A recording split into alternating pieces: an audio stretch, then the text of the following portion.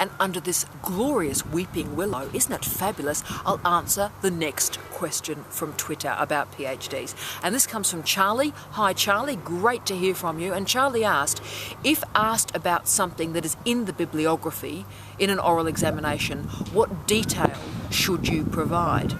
Now, I've never been asked that question before, Charlie, and that's a really interesting one. Now, bottom line, mate, if it's in your bibliography, you've got to be prepared to speak about it, okay? And let me tell you something about how a lot of examiners, including myself, including my husband behind the camera, how we mark PhDs. When I get a PhD to examine, I start at the bibliography.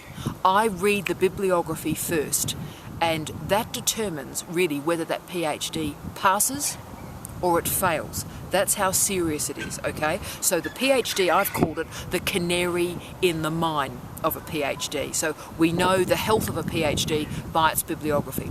But to be honest with you, I would rarely ask a direct question about a bibliography, but I would under certain circumstances.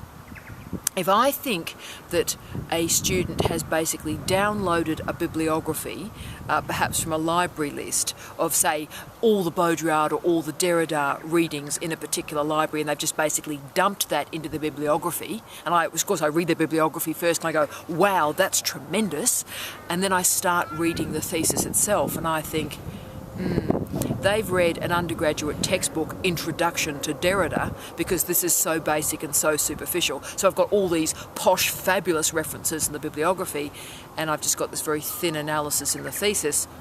I would be worried about that. So in that circumstance, I would go to that bibliography and in an oral examination, I would say, so Ian, so Megan, tell me about this particular source and how you've used it in the PhD.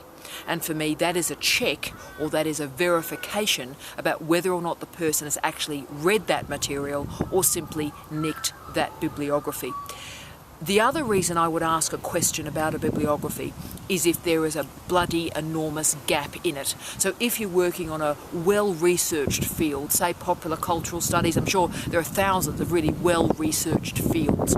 And if you're doing that type of work, and you've missed out the 2 or 3 crucial theorists in an area, and that's happened in an oral examination, then I will ask you, why have you not engaged with these key researchers? Why have you not done that? And you need to have an answer for me, you really do. And what I would do actually, in your introduction, if you're actively choosing not to engage with the big theorists in a field, that's fine, but you need to signal that in the introduction and you need to explain to the examiners why you are doing that.